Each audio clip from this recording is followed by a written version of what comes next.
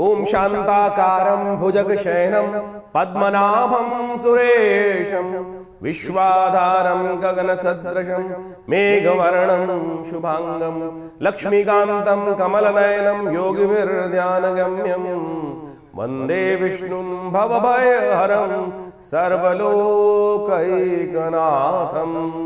नमस्कार, स्वागत है आपका आचार्य वाणी में। मैं आचार्य डॉक्टर विक्रमादित्य आपके साथ हूँ। इस वक्त आज हम बात करने जा रहे हैं तुला राशि वालों के लिए, शुक्र प्रधान राशि वालों के लिए। 2 तारीख सोमवार का अवसर है और ग्रह नक्षत्रों के दृष्टिकोण से देखें तो इस दिन चतुर्दशी तिथि विद्यमान है और ग्रह परिवर्तन की तरफ जा रहे हैं और जो आपके लिए लाभ के रास्ते खुलते दिखाई दे रहे हैं। बस ध्यान रखना, बेकार के लोगों से बचना है आपको। इस वक्त ग्रह नक्षत्रों ने परिवर्तन कर आपके लिए एक रास्ता दिया है कि हमको उपयोगी लोगों से बात करनी है, बेकार के लोगों से बचना है। चंद्रमा बिल्कुल सम्मुख होकर बैठे हैं सूर्य के, राहु के, मंगल के और बुध के बिल्कुल सम्मुख हो गए हैं इस वक्त आपकी राशि के दृष्टिकोण से जहां बैठ गए हैं। और वो कहीं ना कहीं बेकार के लोगों को भी आपके सामने ला रहे हैं। बस स्कैन आपको करना पड़ेगा, स्कैन नहीं करोगे तो फिर वो कहीं ना कहीं समय बर्बाद करते रहेंगे। तो इसलिए आप बेकार के लोगों की संगत में टाइम बर्बाद ना करें। इस बात आमतौर पर लोग क्लब चले जाते हैं, शाम के टाइम पे क्लब में बैठेंगे, लोगों से बात करेंगे और वहाँ बड़े फिलेंटर टाइप के लोग, उड़नछू टाइप के लोग मिलते रहते हैं। बस उन उड़नछू टाइप के लोगों से आपको बच के रहना पड़ेगा, इस वक्त ध्यान रखना। नहीं तो पता नहीं क्या क्या लेकर उड़ जाएंगे आपकी राशि के दृष्टिकोण से। और ये शाम को आमतौर पर आदमी क्या होता है, अब आप तुला राशि वाले व्यक्ति हो, शुक्र वाले व्यक्ति हो, आनंद जीवी हो, तो आनंद जीव में हाँ पता नहीं क्या कर देते हैं और फिर कहीं ना कहीं लोग उस दोस्ती का नाजायज़ फ़ायदा उठाने का प्रयास कर सकते हैं। तो ऐसे आपको सावधान रहने की ज़रूरत है। आपको हमने समझाने का प्रयास किया। सत्यव्रत है इस दिन, कोशिश ये करें। भगवान का आमतौर पर प्रश्न लोग करते रहते हैं सत्यव्रत किस दिन करना है, तो फागुन का सत्यव्रत जो है वो 2 तारीख को रहेगा और साथ साथ इस दिन होलिका दहन भी है। और हमने आपको कार्यक्रम के आरंभ में बताया था कि ये आपकी नज़रों से बचाने का दिन है, नेगेटिव भावों के लोगों से बचने का दिन है। आपके जब काम करते हैं बहुत सारे लोग हमारे दोस्त बनते हैं, साथ में आके बैठ जाते हैं। हमको लगता है हमारा मित्र है, लेकिन वही हमारे लिए कहीं ना कहीं खाई खोद रहा होता है, नज़र लगा रहा होता है, नज़र लगाए बैठा होता है कि व्यक्ति जो है कि कैसे तरक्की कर रहा है, ये बड़ा सुंदर लग रहा है और मैं क्यों नहीं हूँ सुंदर, ऐसा ये हीन भावना मन में चल रही होती है। तो आप समझें वो कहीं ना कहीं स्थितियाँ आपकी खराब कर देता है। ये दिन जो है होलिका दहन का दिन, उन तमाम नेगेटिव नज़रें जो आघात आपके जीवन में घुस कर रखी हैं, वो जो तीर छोड़ रखे हैं लोग आपकी कमर में घुसे हुए हैं, वो तीर आपके बल को घटा रहे हैं, वो तीर नज़र के तिल, उनको हटाने का ये वर्ष में एक दिन आता है। होलाष्टक इस दिन समाप्त हो रहे होते हैं। अपने घर, अपने व्यवसाय, अपने सब चीज़ों को नज़रों से, नेगेटिव नज़रों से, नेगेटिव एनर्जी से बचाने का दिन दिखाई देता है। क्या करना है, कुछ बहुत ज़्यादा चीज़ नहीं करनी है आपको। राई आपके घर मिल जाएगी, उस राई को लेकर अपने सिर पे से वारिए, ओम नमः शिवाय का जप करते हुए और उसको अग्नि में समर्पित कर दीजिए। होली की अग्नि में, होली की अग्नि में समर्पित कर दीजिए। यहाँ होली जहाँ जलाई जाए उसमें डालाना, क्योंकि इस बार होली शाम को नहीं जलेगी, इस बार होली रात को जलेगी। भारतीय संस्कृति में होली का दहन एक अद्भुत योग शास्त्र में लेके आती है। इसका काल बहुत जबरदस्त तरीके से शास्त्र में गणित किया जाता है कि कब जलाई जाए होली, क्योंकि होली का एक ऐसा पर्व है कि शास्त्र के दृष्टिकोण से यदि ये होली को हम सही रूप से कर लें तो हमारे लिए ये अद्भुत शुभ योग बना देती है, और कहीं इसको अशुभ किया तो बहुत सारे कष्ट जीवन में उत्पन्न करने के योग बना देती है। तो होलिका दहन इस बार थोड़ी संशय ग्रसित है। बहुत सारे लोगों ने इसके ऊपर अनेक प्रभाव उपस्थित करने का प्रयास किया है। होली है क्या, पहले तो ये समझें।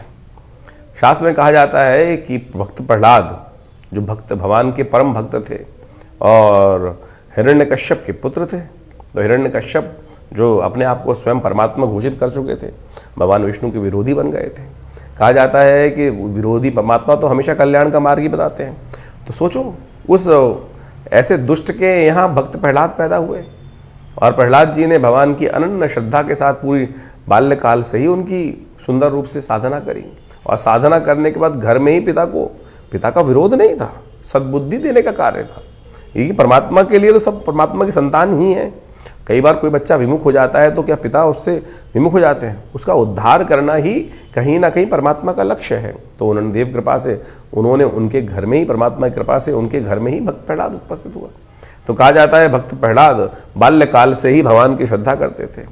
घटना बहुत बड़ी है और अनेक बार पिता के साथ उनका विवाद भी हुआ। तो ऐसे में कई बार महाराज थे हिरण्यकश्यप, उन्होंने कई बार पुत्र को गोद में आकर मृत्यु दंड देने का प्रयास किया। एक दिन होलिका वहाँ उपस्थित होती है और अनेक का कार्य करने के बावजूद भी परमात्मा की कृपा से वो हर बार बच के आ जाते थे। कहा जाता है होलिका जो थी उन्होंने अपने पिता भाई के समक्ष जाके कहा कि मुझे अग्नि की साक्षात सिद्धि प्राप्त है, मंत्र सिद्धि प्राप्त है, और यदि मैं इसको लेकर अग्नि में बैठ जाती हूँ मैं तो जलूंगी नहीं, ये जल जाएगा। आप सोचो, इतनी पुरानी आदिकाल शास्त्र में कथा थी और कहा जाता है कि वो चोला पहनकर बैठ गई थी। भगवान की कृपा हुई कि भक्त प्रहलाद बच गए और होलिका जल गई। भगवान की कृपा देखिए सुंदर रूप से करे। आज से कुछ साल पहले बोलते अगर लोग कहे, वैज्ञानिक जो बात करते हैं, बोले कैसे हो सकता है। आज भी बहुत सारे ऐसे सूट्स आते हैं कि उनको पहनने के बाद, आज तो वैज्ञानिक की पराकाष्ठा में है, तो आप उसमें ऐसे सूट्स बना दिए जाते हैं कि उसके अंदर अग्नि में चले जाते हैं लोग और उससे अंदर इंसुलेशन के प्रभाव से उस जलता नहीं है। तो भारतीय संस्कृति में कितनी पुराने काल में भी ऐसा वर्णन किया गया था तो जिससे अग्नि उसको ना जले। तो आप सोचो कि वो कितनी जबरदस्त चीजें रही होंगी। तो आज ही विज्ञान को कहा जाता है, लेकिन वो जो पुरानी कथाओं के माध्यम से भी ये कहीं ना कहीं विज्ञान की पराकाष्ठा उस वक्त भी प्राप्त थी भारतीय संस्कृति में। तो सुंदर रूप से समझें, तो होलिका तो जल गई और भक्त प्रहलाद भगवान बच गए। और उसके अगले दिन लोगों ने बड़े श्रद्धा से, आनंद से जब देखा कि भक्त प्रहलाद बचे उसके अंदर बैठे हुए हैं, तो वही जो धूल थी, भस्म थी, उसी से दुरंडी खेलने की परंपरा बनी। ये तो पूरा इतिहास इस कथा का। लेकिन वास्तविक तौर पे मान के चलें कि इस होलिका दहन का समय है बिल्कुल शास्त्र के दृष्टिकोण से। होलिका की अग्नि किस तरफ जा रही है, धूम्र किस तरफ जा रहा है, इसका प्रभाव भी शास्त्र में पूरी तरह से बताया गया है, तो भी हम आपको बताएंगे। लेकिन होलिका के अंदर इस बार का जो काल गणना है वो ऐसी है कि इस बार जो होलिका जो दहन का योग बन रहा है 2 तारीख को और 3 तारीख को पूर्णिमा है। 3 तारीख को उदय तिथि है, 2 तारीख को पूर्व ग्राह्य मानी जाएगी, 3 तारीख की शाम को ग्रहण पड़ रहा है। तो इस कारण से, और शाम के समय दिल्ली इत्यादि के क्षेत्र में सूर्यास्त होने से पहले पहले पूर्णिमा समाप्त हो गई है। और सूर्यास्त के शाम के समय में जब चंद्रमा उदय होंगे तो चंद्र ग्रहण पड़ रहा होगा। भारत में ये पूरी तरह से दृश्य है। यदि हम उस तरह ऊपर की तरफ चले, असम इत्यादि में तो पूरा ग्रहण दिखाई देगा वहाँ पर, लेकिन दिल्ली इत्यादि में इलाहाबाद की इधर आते आते, मतलब बनारस के इधर आते आते ये सब जो ग्रहण है वो धीरे धीरे कम होता चला जाएगा। तो इन सब को प्रभाव को समझने के लिए आपको ये समझ लें कि ग्रहण के समय में 2 तारीख को होलिका जलानी पड़ेगी। क्यों? उसमें भद्रा भी पड़ रही है। तो भद्रा के जो काल में कहा जाता है भद्रा समाप्त होने के बाद ही होली जलनी चाहिए। तो सुबह सूर्य उदय के समय में करीब जाकर होलिका का जो है वो अंत होता दिखाई दे रहा है। तो शास्त्र के अनुसार से तो ऐसा कहा है कि सूर्य उदय होने से पहले ही होलिका जलाने का नियम बनेगा। शाम के समय होलिका नहीं जलानी चाहिए। बहुत सारे विद्वानों का यह भी मत है कि भद्रा के पुच्छकाल में, मुख को छोड़कर पुच्छकाल में होली जला सकते हैं। तो सबसे श्रेष्ठ तो है जब भद्रा समाप्त हो जाए उसके बाद ही होली जलानी चाहिए। नहीं तो शास्त्र के अनुसार से कहा गया चतुर्दशी में और प्रतिपदा में होली जलाने से कई प्रकार के अनिष्ट उस क्षेत्र में हो जाते हैं, परिवार में हो जाते हैं, राज्य में होते हैं। तो इस बात का विशेष तौर पर ध्यान रखना चाहिए। पहले तो पूर्ण विधान होता था कि होली कैसे स्थापित की जाएगी, डंडिका नाम की राक्षसी वहाँ पर रहेगी और उसको स्थापित करते हुए समस्त आदि जो क्षेत्र के आदि व्याधियों को दूर करने के लिए ये सब व्यवस्थाएं बनती थी। तो कोशिश ये करें, शास्त्र के दृष्टिकोण से हमने आपकी राशि के दृष्टिकोण से बताया। जैसे एक बात और समझें, जो हमने पुनः में आपको बता देते हैं कि शास्त्र के दृष्टिकोण से होलिका अपने आप में एक श्रावणी, होलिका को विशेष तौर पे कहा जाता है फाल्गुनी का और साथ श्रावणी। शास्त्र में 2 महत्व कहे गए और दोनों के समय में भद्रा का देखना परम आवश्यक है। और ये जो फाल्गुनी है जिसके अंदर होली जलाई जाती है, ये आपकी समस्त अलाय बलाएं को आपके जीवन से दूर कर देती है, कष्टों से निवृत्त कर देती है, नजर को दूर कर देती है। और 6 महीने बाद श्रावणी भी आती है। उसी प्रकार से उसमें जनेऊ बदलने का नियम शास्त्र बताया गया है और ये समस्त समाज को अवश्य करने का प्रयास करना चाहिए। धीरे धीरे इनका वैज्ञानिक शास्त्र का आख्यान जो है वो लोप होता चला जा रहा है, लेकिन ये जो हमारे ऋषि मुनियों की चीज़ें हैं, शास्त्र के मुहूर्तों का प्रभाव है, इसको अवश्य करते रहना चाहिए। नहीं तो बहुत सारे एंजाइटी डिसऑर्डर्स आज की तारीख में आप मान के चले, इतने ज़्यादा लोगों के दिमाग में मनोमस्तिष्क विचार संबंधित कष्ट हो गए हैं। पहले इतनी विक्षिप्तता नहीं होती थी। इनमें से बहुत सारे जो हैं, मॉडर्न साइंस ही बोलती है देयर साइकोसोमेटिक डिसीजेस बहुत सारी जो हैं, और दवाइयों का जो प्रभाव होता है वो तो केवल 10% बीमारियों पर होता है। बाकी जो 90% बीमारियां दे आर साइकोसोमेटिक डिसऑर्डर्स, और वो इन्हीं सब चीज़ों को वो अनडायग्नोज्ड रहती हैं। और जितने इन सब चीज़ों से जो साइकोलॉजिकली आप मान के चलें कि जितने भी इस प्रकार के कृत्य हैं भारतीय संस्कृति में जो बताए गए हैं, इसको दान कर दो, ये मंत्र जप कर लो, ये तमाम साइकोसोमेटिक डिसीज को ठीक करने के लिए ये जो प्रभाव है शास्त्र के दृष्टिकोण से, इन व्रतों का प्रभाव है, ये अद्भुत रूप से कार्य करते हैं। नहीं तो आप जिंदगी भर दवाई खाते रहिए, कोई ठीक नहीं होगा इन सब चीज़ों का। तो ये इसको पूरी तरह समझें, ये हमने जो उपाय बताया आपके लिए, इसको सही रूप से करने का प्रयास करें। तो होलिका जलाने का समय भी हमने आपको बताया, तो उसको समझते हुए कार्य करेंगे तो बहुत अच्छा रहेगा। तुला राशि वालों, आपकी राशि के दृष्टिकोण से 3 तारीख का दिन कैसा रहेगा जान लीजिए। मंगलवार का अवसर, पूर्णिमा तिथि इस दिन विद्यमान है, शाम को प्रतिपदा आ जाएगी, और ऐसे में ग्रहण नक्षत्रों के दृष्टिकोण से चंद्र ग्रहण पड़ रहा है इस दिन। तुला राशि वालों के लिए ये ग्रहण थोड़ा सा भारी पड़ता दिखाई दे रहा है, अननेसेसरी खर्चे बढ़ाता दिखाई दे रहा है। आपके कार्यों में जहां 1 रुपये खर्च होने हैं, वहाँ 5 रुपये खर्च होने के योग बनते दिखाई दे रहे हैं। इसलिए बहुत सोच समझकर मुट्ठी खोलने की ज़रूरत है, आने वाले कुछ दिन तक ध्यान रखने की ज़रूरत है। विश्वास आंख बंद कर किसी मत कीजिएगा, इस बात का ध्यान रखें। विजय होती दिखाई दे रही, लेकिन विजय महंगी ना पड़े, इस बात का ध्यान रखना है। गारंटी तो ग्रह दे रहे हैं कि आपके समय आपके फेवर में जाएगा, लेकिन जब हमें पता चल जाए कि समय हमारे फेवर में है, तो फिर हम क्यों व्यर्थ चीज़ों पर अपव्यय करें। जी, अपव्यय का मतलब है अननेसेसरी बेकार खर्चा क्यों करें, ज़्यादा बढ़ाएं, जब चीज़ें हमारे फेवर में ही जाने वाली हैं। आमतौर पर इस संसार में बड़े ऐसे बगुले बैठे हैं कि जो बिल्कुल कहीं ना कहीं चोंच मारने को तैयार रहते हैं, और उनको कहीं ना कहीं मन में बहम डराना है व्यक्ति को, और फिर लूट लेना है। तो ऐसी स्थिति में ना रहे, आपके ग्रह पूरी तरह सपोर्ट में है, चीज़ें आपके फेवर में जाएंगी। विजय का योग आपके लिए ही, बस बैठकर इंतजार करने का आपको प्रयास करना चाहिए। इस ग्रहण के काल में विशेष रूप से चिंता नहीं, चिंतन करने का प्रयास कीजिए, आपके लिए वो कल्याणकारी रहेगा। आपकी राशि के दृष्टिकोण से इस वक्त आपके लिए जो समस्या का कारण चल रहे हैं, वो कई ग्रह चल रहे हैं। बुद्धि भाव में बैठे हुए बुध महाराज, बुद्धि भाव में बैठे हुए आपकी राशि में मंगल महाराज, बुद्धि भाव में बैठे हुए सूर्य, और बुद्धि भाव में बैठे हुए पंचम भाव में बैठे हुए राहु महाराज, इन सब ने चंडाल चौकड़ियों के रूप में आपकी राशि में एक गलत प्रकार का योग बना रखा है। क्या किया है, सूर्य ने अस्त कर दिया आपकी राशि के दृष्टिकोण से मंगल को और बुध को, और राहु ने सूर्य को यहाँ कष्ट पहुंचा दिया। समस्त ग्रहों की ये चौकड़ी जो है वो आपके लिए कहीं ना कहीं कष्ट देने के लिए बना रही, चंडाल के रूप में ही उपस्थित हो गए ये चारों ग्रहों की युति आपके लिए। तो इस बात को समझ के चलें, क्यों गुरु जो जहाँ बृहस्पति राहु आ जाता है, वो वैसे ही नेगेटिव योग बन जाता है। तो ऐसे में इसको ठीक करने के लिए आपको इस ग्रहण का उपयोग करना चाहिए। देव योग से ग्रहण काल आया है, नेगेटिव नहीं है, पॉजिटिव समय आपके लिए है, और इसको पॉजिटिव करने के लिए आप इस समय का उपयोग करें। इस ग्रहण काल में जितनी देर भी आपके क्षेत्र में ग्रहण, आप पता नहीं आप दिल्ली में रह रहे हैं, कानपुर में रह रहे हैं, असम में रह रहे हैं, बम्बई में रह रहे हैं, हर जगह अलग अलग टाइम के लिए ग्रहण पड़ रहा है। तो जब ग्रहण शाम को सूर्य उदय चंद्रमा उदय के टाइम पर आरंभ हो, तो उस देर में 3 चीज़ें आपको करनी है। ग्रहण आरंभ स्नानम, ग्रहण मध्य यज्ञम, मंत्र स्तवन, ग्रहण के अंत में दान। ध्यान कर लीजिए, आप उसको टाइम को बाइफिकेट करके चीज़ों कर लीजिएगा। आपकी राशि के दृष्टिकोण से इस आपके लिए सबसे अच्छा रहेगा कि थोड़ा जल में थोड़ा इत्र डालकर, सुगंधी डालकर उससे स्नान कीजिए। और उसके बाद क्या करना है, आपको ग्रहण के समय में थोड़ा तिल लेकर नवग्रह शांति महायज्ञ करना है। नवग्रहों के निमित्त थोड़े मंत्रों से यज्ञ कर लीजिए। ओम नमो भगवते वासुदेवाय मंत्र का जप कर लीजिए। भगवती का मंत्र, या देवी सर्वभूतेषु बुद्धि रूपेण संस्थिता नमस्तस्यै नमस्तस्यै नमस्तस्यै नमो नमः, या सर्वमंगल मांगल्ये, इतने सारे मंत्र बता दिए। जिनमें भी आपकी श्रद्धा हो उसके अनुसार जप अवश्य कर लीजिए।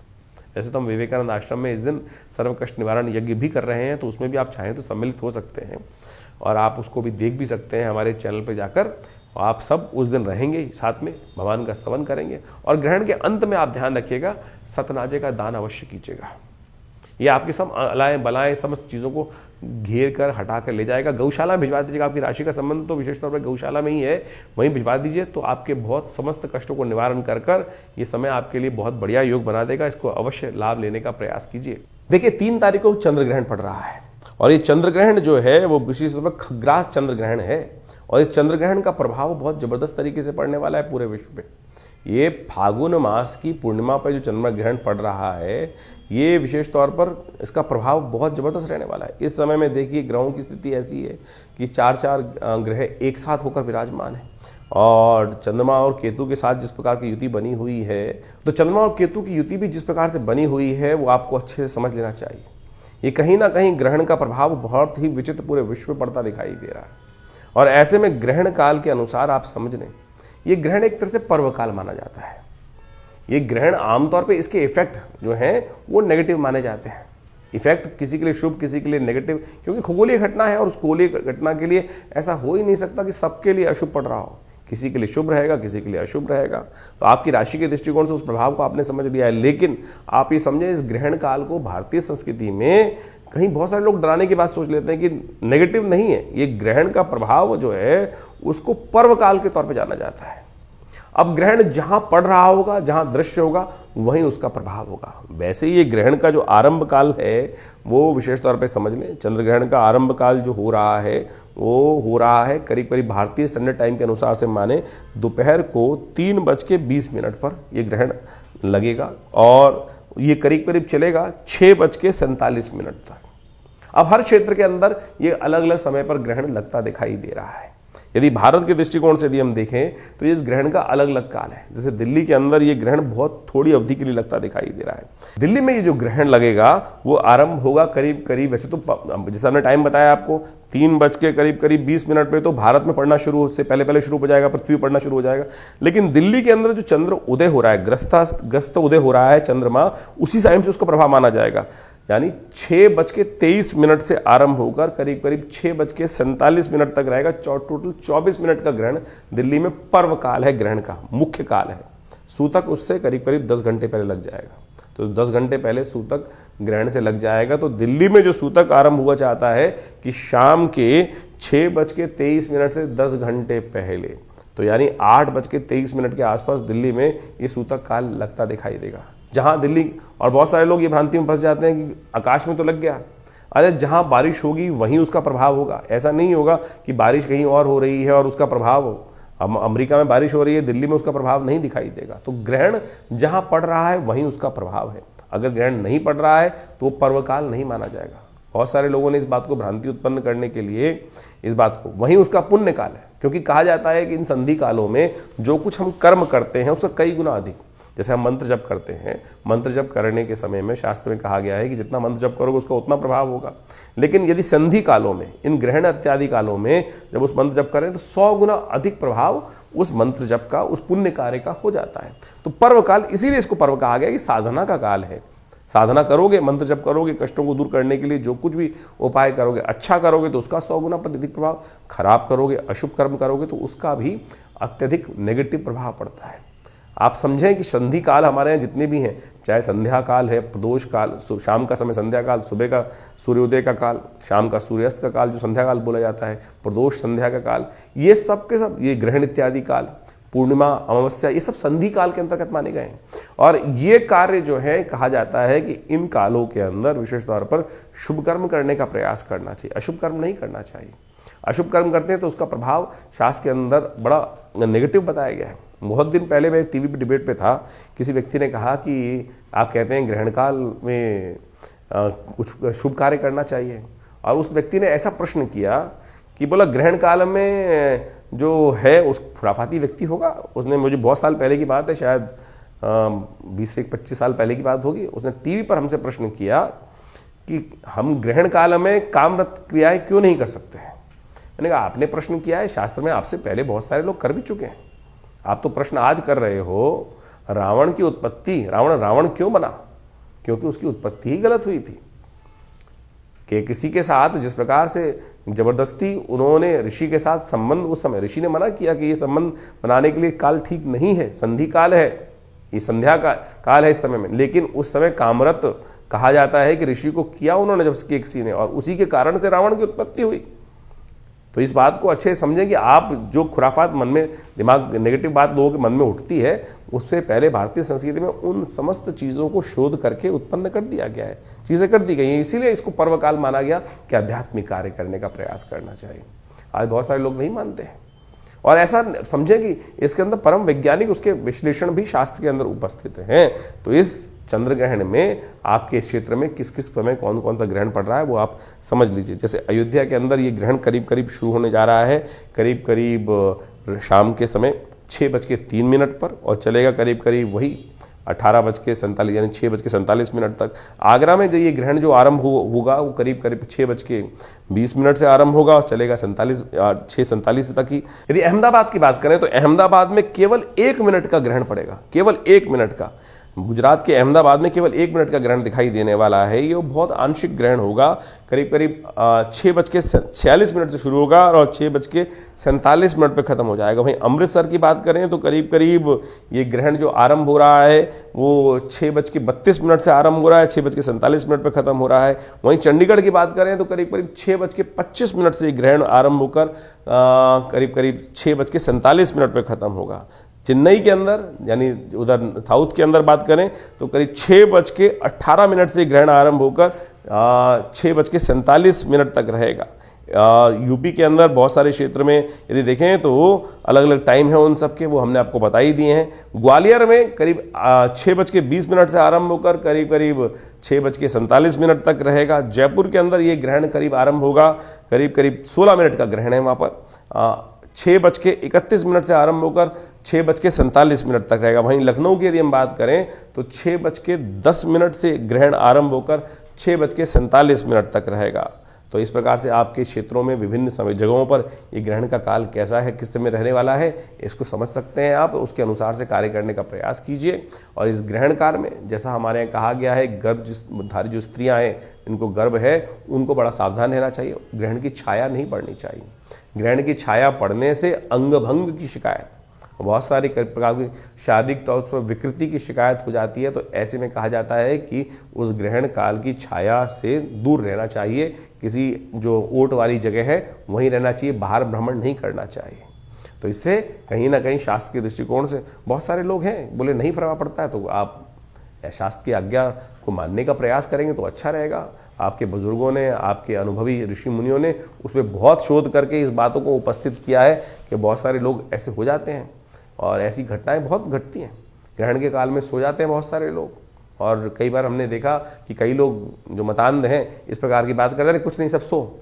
और जब शरीर में बालक के जो संतति उत्पन्न गर्भ में है उस पर नेगेटिव प्रभाव पड़ता है, फिर कोई मानने को तैयार नहीं होता है। हमने बहुत सारे, एक नहीं, प्रैक्टिकल शोध करके देखा है।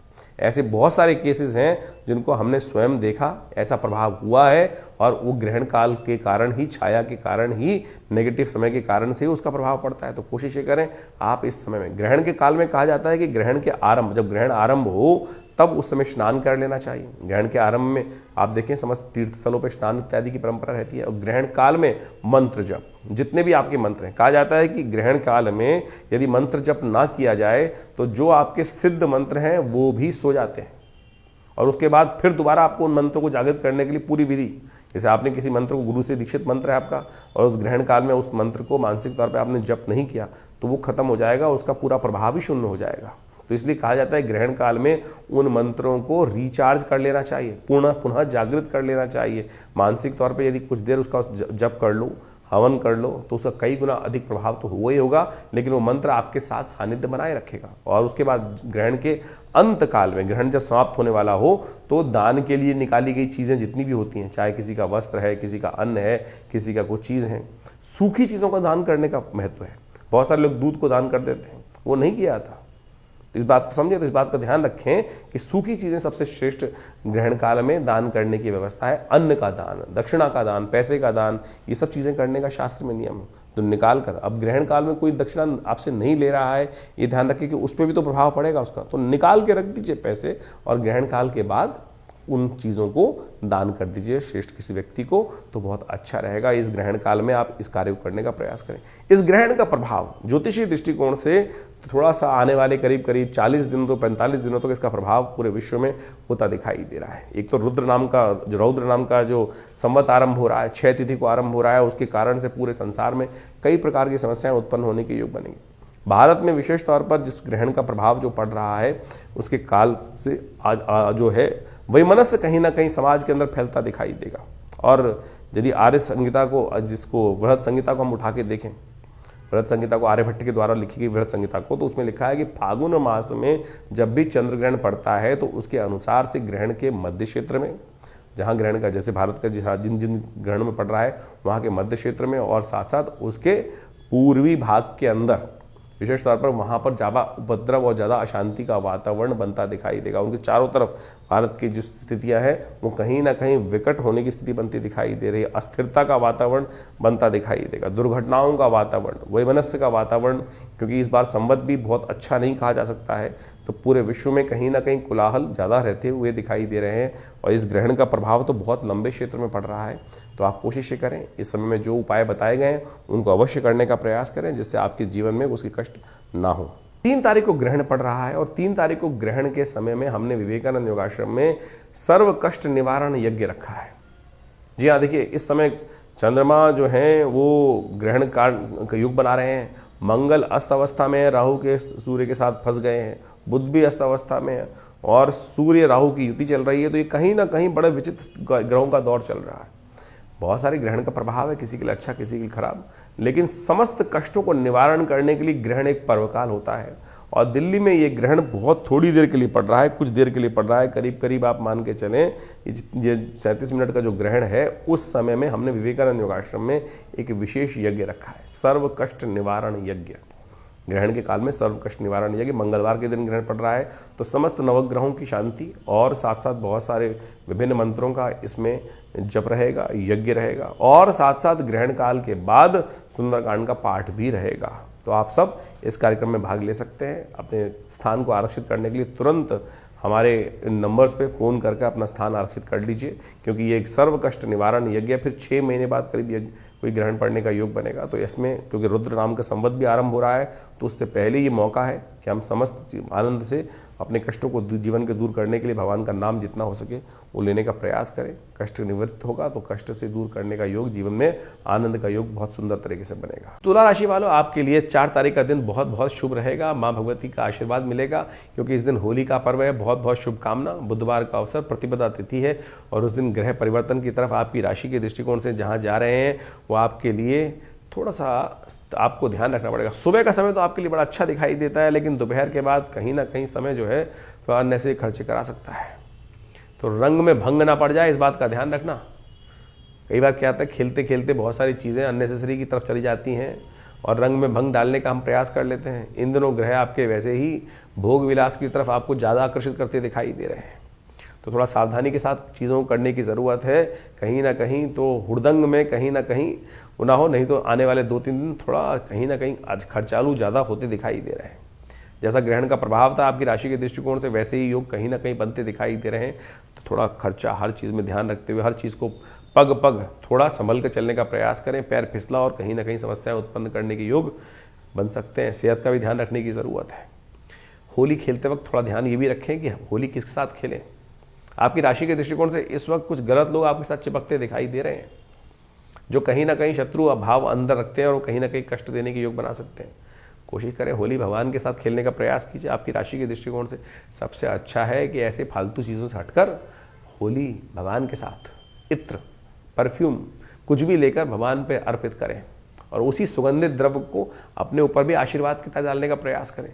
सुगंधिम पुष्टिवर्धनम शास्त्र कहता है, जितनी सुगंधी होगी उतनी पुष्टि वर्धेंगे, उतनी लक्ष्मी की प्राप्ति होने के योग बनेंगे। तो होली आनंद से मनाएं। वो ग्रीस और पता नहीं कहाँ कहाँ नेगेटिव चीज़ों से लोग करते हैं।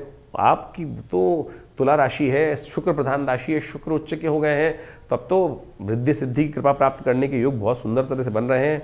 आनंद के साथ होली मनाने का प्रयास करें। शुक्र इस दिन परिवर्तन कर आपकी राशि के दृष्टिकोण से शनि के ही नक्षत्र में जा रहे हैं और ये वारे न्यारे करने के लिए जबरदस्त मणि योग आपके लिए बनाकर तैयार कर रहे हैं। जी हाँ, मणि योग। शुक्र के साथ सूर्य का जो शनि का संबंध स्थापित होकर बैठ गया, ये आपके लिए बहुत कल्याणकारी योग बनाकर तैयार कर रहा है और इसका पूर्ण लाभ आपको आने वाले 35 दिनों में बहुत जबरदस्त तरीके से देखने को मिल सकता है। चैत्र मास की प्रतिपदा, कृष्ण पक्ष की प्रतिपदा के दिन होली मनाई जाती है, खेलने वाली होली, रंग जिसको कहा जाता है। आज रंग है, तो वास्तविक तौर पर इस दिन होली रंग के रूप में मनाई जाती है। कारण क्या था? भक्त प्रहलाद बच गए थे, होलिका जल गई थी। जो ये असंभव कार्य हुआ, सोचो, उस होलिका को सिद्धि थी कि अग्नि में उसको जला नहीं सकता, लेकिन जा पर कृपा राम की हुई, ता पर कृपा करें सब कोई। सोचें, भगवान की कृपा से असंभव भी संभव हो गया। वहाँ पर होलिका जल गई और उसकी अग्नि के बीच में जो प्रहलाद भक्त बैठे हुए थे वो बाल भी मां का ना हुआ। परमात्मा की कृपा, भगवान पे श्रद्धा, इतनी जबरदस्त तरीके से श्रद्धा कैसे उत्पन्न हो, वही उससे हर्षोल्लास से लोगों ने होली मनाई। जब होली जलाई जाती है उसके अगले दिन आमतौर पर ये पर्व मनाया जाता है। तो इस बार होली की थोड़ी सी द्वंद्वात्मक स्थिति की, क्योंकि ग्रहण भी पड़ रहा था और साथ में तो एक दिन बीच में गैप करने के बाद, एक दिन का बीच में अवकाश के बाद होली को जलाने की व्यवस्था बनाई गई है। उसी धूल से लोगों ने होली खेली थी, उसी धूल से। कहा जाता है उस वक्त तो रंग की व्यवस्था क्या मतलब थी। आमतौर पे जब इतना लोगों ने देखा कि एक असंभव संभव हो गया, तो उसी भस्म से, और सबसे श्रेष्ठ जो है वो यज्ञ की भस्म ही है, वो होली का यज्ञ ही था, क्योंकि मंत्र सिद्धि थी होलिका को। मंत्र जप करते हुए उस अग्नि के अंदर वो विराजमान हो गई थी। तो अग्नि कैसे भक्त पर, भगवान के भक्त को जला सकती थी। तो सोचो ये चमत्कार प्रभाव हुआ, और लोगों ने जब ये चमत्कार देखा तो अगले दिन सुबह जब वहाँ पर भस्म के अंदर भक्त प्रहलाद बिल्कुल जीवित तौर पर विराजमान थे, बाल भी बांका नहीं हुआ, बाल भी जला नहीं, तब लोगों ने उसी भस्म से होली का सुंदर, तो होली आप सुंदर रूप से खेलें, आनंद से खेलें। होली के समय में कई भ्रांति भी उत्पन्न हो गई है। अब हर्षोल्लास में कहाँ से भंग आ गई। रंग में भंग ना डालें। आज की तारीख में बहुत सारे लोग किसी न किसी प्रकार से नशा कर होली के उत्सव को समाप्त करने का प्रयास करते हैं। भंग हो गया, पता नहीं कौन कौन सी कहाँ। भारतीय संस्कृति में इन सब चीज़ों का कोई स्थान नहीं दिया गया। कहीं लोगों ने तो शिवरात्रि पर भी भंग घोटने की व्यवस्था बना दी, भगवान को प्रसाद चढ़ाने के रूप में। कहाँ शास्त्र में वर्णित है। भगवान को भंग जो चढ़ाई जाती है, विजया औषधि के रूप में चढ़ाई जाती है, और वो औषधि के रूप में उस बात को, जहर को काटने के लिए चढ़ाई जाती है। भंग की व्यवस्था धतूरा इत्यादि नशे के लिए थोड़ी कर दिया गया। ये तो लोगों के मन में किस प्रकार से जो अपने आप गलत भाव जागे, और उसके कारण से लोगों ने भ्रांति उत्पन्न करने का प्रयास किया। लेकिन शास्त्र में ऐसा कहीं नहीं है। तो आप ये समझें कि जो किसी प्रकार का जो नशा करने की व्यवस्था लोग करते हैं, उसको समझने की शास्त्र में प्रमाण जो है उस प्रकार समझना चाहिए। तो आप होली खेलें, आनंद से खेलें। और एक बार और, होली के दिन बहुत सारे लोग क्या होते हैं, पुराने कपड़े पहन के आते हैं। अरे नई कपड़े सब समृद्धि का प्रतीक है। फटे हुए कपड़े पहनकर, पुराने कपड़े पहनकर कपड़े खराब हो जाएंगे। अरे एक कपड़ा ही तो है। आनंद भाव से होली का दिन, आनंद भाव से जो वस्त्र है वो धारण करें, आनंद से होली खेलें। और ये जो लोग कई बार दुश्मनी निकालने की बात करते हैं कि सामने वाले को रगड़ना है जी, ये करना है, वो करना है। अरे आनंद से, प्रेम का समर्पण करते हुए, जो आत्मा का परमात्मा से मिलन के रूप में होली का उत्सव शास्त्र बनाया जाता है। पुराने जमाने में तो टेसू के फूल जो थे वो पानी में डालकर, आज भी वृंदावन में उसी प्रकार से किया जाता है कि टेसू के फूलों को पानी में डालने के बाद उसका रंग जो छोड़ देते हैं, तो वो विशेष तौर पर होली खेलने की व्यवस्था बनाई जाती है। बहुत सारी जगहों तो दही में हल्दी मिलाकर और सुंदर रूप से उससे जो उपटन मनाया जाता है, उससे होली, दधिकांतोत्सव उसके रूप में शास्त्र में एक वर्णित है, वह तब मनाया जाता है। तो ऐसे होली पूरी तरह से औषधीय वर्णन है। और सोचें कि आयुर्वेदिक दृष्टिकोण से तो क्या, बसंत का मौसम पूरी तरह चल रहा है, स्नान का महत्व है, और ऐसे में स्नान करने से, पानी में स्नान कर लेने से बहुत सारी बीमारियां भी ठीक हो जाती हैं। अब आज की तारीख में लोग ग्रीस और पता नहीं कौन कौन से जो केमिकल से युक्त रंग बना के बात करते हैं, तो कहाँ वो होली का वो प्रभाव है ही नहीं। वनस्पति दृष्टिकोण से, औषधीय दृष्टिकोण से जो होली के महत्व बताए गए हैं, तो उस तरह से होली आप खेलने का प्रयास करेंगे तो हो जो हल्दी वाला पानी, पलाश के फूलों से बनी हुई जो होली के रंग हैं, केसर के पानी से बना हुआ जो पानी जो है, वो उस तरह से भारतीय संस्कृति इतनी ज़बरदस्त संस्कृति थी। अभी इस पे कमेंट आने शुरू हो जाएंगे, मैंने केसर शब्द उच्चारण जो कर दिया है, लोग कहेंगे केसर खाने को नहीं मिलता और आप कह रहे हैं केसर से होली खेलने की व्यवस्था। हमने पूरा वर्णन आपके समक्ष किया कि हमारा देश कोई भिखारियों का देश नहीं था, सोने की चिड़िया ये देश था। तो यहाँ जो व्यवस्थाएं बनाई गई हैं आनंद के लिए पर्व थे, लेकिन आनंद में, रंग में भंग किस प्रकार से कुछ गलत मानसिकता के लोगों ने किस प्रकार से उत्पन्न किया है, उसको उस तरह से हम सब समझे। चंदन के पानी से, चंदन के द्वारा, इतने सुंदर सुंदर चीज़ें भारतीय संस्कृति में विद्यमान हैं, उन सब के द्वारा। और आज की तारीख में तो पता नहीं लोग नशे में करके और कहाँ कहाँ क्या क्या स्थिति कर देते हैं, कोई नाली में पड़ा है कुछ। तो होली का बिना नशा करे ही उस परमात्मा के नाम का स्मरण कर कर जो आंतरिक भाव जो अंदर से उत्पन्न होता है, उसके साथ होली मनाने का प्रयास करें, भगवान के साथ होली खेलें। तो हमने आपको कार्यक्रम के आरंभ में जो भगवान के साथ जो उपाय बताया है उसको अवश्य कीजिएगा। फिर होली खेलेंगे ना तो फिर आनंद भी रहेगा और जाकी रही भावना जैसी। तो कहा गया ना, तो आप अवश्य सबके साथ आनंद भाव से होली खेलने का प्रयास करेंगे तो बहुत अच्छा होगा। होली का पर्व आपके लिए बहुत बहुत शुभ हो। तो इस मास के आरंभ काल में इस बार कई ग्रहों का अद्भुत योगायोग बना, आपने देखा अभी। और उसके अंदर ऐसे दिव्य भी योग बने कि जिसमें छोटे छोटे उपाय कर कर आप अपने बहुत सारे जीवन के कष्टों को दूर कर सकते हैं। ग्रहण, चंद्र ग्रहण पड़ रहा है, अभी कुछ दिन पहले सूर्य ग्रहण पड़ा और पूरे विश्व में उसका प्रभाव देखने को मिल ही रहा है। जिस प्रकार से अशांति का वातावरण बना है और दूसरा ग्रहण चंद्र ग्रहण पड़ रहा है, और ये समस्त ग्रहण जो है आने वाले कुछ दिनों में, क्योंकि अगला नव संवत भी आरंभ होने जा रहा है, रौद्र नाम का संवत है, 6 तिथि में ये वर्ष आरंभ हुआ चाहता है, नव वर्ष जो है नव संवत, तो ये कहीं ना कहीं इसका व्यापक प्रभाव पूरे विश्व में होता दिखाई दे रहा है। 6 तिथि से रुद्र नाम का संवत आरंभ होगा तो उसका प्रभाव पूरे विश्व में अशांति का वातावरण बनता दिखाई देगा। विश्व युद्ध का पूरा सामंजस्य स्थापित होकर ग्रहों ने योगायोग जिस प्रकार का बनाया है वो सामने उपस्थित है। शनि अपने पूर्ण रुद्र रूप में आने वाले हैं अभी कुछ दिन में, अभी तो अस्तावस्था में हो गए हैं।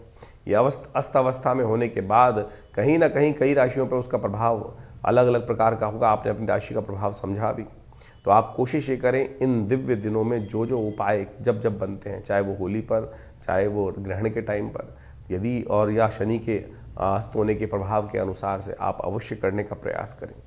भारतीय संस्कृति में इन समस्त गणनाओं को समझने का बहुत सुंदर जो कृत्य किया गया है, जिसके द्वारा ज्योतिष विज्ञान के माध्यम से इन ग्रह गणनाओं, काल गणनाओं को समझने का रास्ता बनाया गया है। ये वास्तविक तौर पर माने ये जीवन में चमत्कार उपस्थित करता है। ग्रह गणना योग ज्योतिष के अनुसार से एक ऐसी चीज़ है कि जिसको देश काल परिस्थिति के अनुसार से आप समझेंगे तो आपके जीवन में क्या कुछ अशुभ होने वाला है, शुभ होने वाला है, उसका पूर्व ज्ञात आपको प्राप्त हो जाता है। तो कोशिश ये करें इन समस्त गणनाओं का प्रभाव अपने जीवन में, देखिए बड़े भाग्य मानुष तन भाव, इस भाव को ध्यान रखें हम, बड़े भाग्य से मानुष तन प्राप्त होता है। और इसमें इन सब वैज्ञानिक पद्धतियों का जो ज्योतिष विज्ञान के अनुसार से या काल गणना के अनुसार से ज्योतिष के हमारे प्राचीन आचार्य ऋषि मुनियों ने उनकी सबकी व्यवस्था भारतीय संस्कृति में उपस्थित करी, पूरे विश्व में उसको समझकर उसके लिए लाभ लिया और संसार में उसका लाभ आज भी पहुंचता है। तो कोशिश ये करें, विडंबनाओं में तो इस संसार में अनेक प्रकार से लोग डालने का प्रयास करते हैं। ये समय जो है आज बहुत सारे लोग पाश्चात्य संस्कृति में या कुछ कम्युनिस्ट टाइप के लोग इस प्रकार के मनोमस्तिष्क पे जो है द्वंद्व उत्पन्न करने का प्रयास करते हैं। इन सबका कोई प्रभाव नहीं है। देखिए संस्कृति का जो एक किसी के व्यक्ति का भाग्योदय काल है, किसी संस्कृति का भाग्योदय काल है, किसी का क्षय काल है, तो ये संसार में सभी चलता रहता है। और इस बात से बहुत सारे लोग आज जिनका समय अच्छा चल रहा होता है कई बार उदासीन भाव के हो जाते हैं, अरे कुछ नहीं होता सब। ज्योतिष काल गणना एक ऐसी परिष्कृत पद्धति है जिसकी गणनाएं आज भी किसी मॉडर्न कंप्यूटर के बराबर ही आपको प्राप्त होती हैं, और अनादिकाल से उस व्यवस्था को समझाने की बात शास्त्र में बताई गई है, समझी गई है। कैसे कब ग्रहण पड़ने वाला है, कब ग्रहों का परिवर्तन होने वाला है, कब वो ग्रह आकाश से लोप हो जाएगा, कब वो दिखाई देगा, कब वो नहीं दिखाई देगा। आज तो लोग कह देते हैं कि ऋषियों ने केवल देखकर, आकाश में देखकर, आकाश मंडल में देखकर, इन नेत्र मात्रों से ही अनुभव के माध्यम से प्रत्यक्ष देखने के बाद किया। अरे आज देख लो भाई, आज की तारीख में भी कुछ दिन पहले एक टीवी डिबेट पे बहुत सारे लोग बैठे हुए थे हमारे साथ। उनमें से कुछ तो ऐसे बहरूपिये थे कि कार्यक्रम शुरू होने से पहले टीवी पे बैठने के लिए अपनी अंगूठियां तक उतार के आ जाते हैं और टीवी पर बैठकर लगातार अनर्गल प्रलाप करने का प्रयास करते हैं, लोगों को भ्रांति उत्पन्न करने का प्रयास करते हैं। तो आप कोशिश ये करें, हमारे अपने पूर्वज ज्योतिष विज्ञान के जो भी कार्य उन्होंने किए हैं हमारे पूर्वजों ने, वो हमारे कल्याण के लिए किए हैं।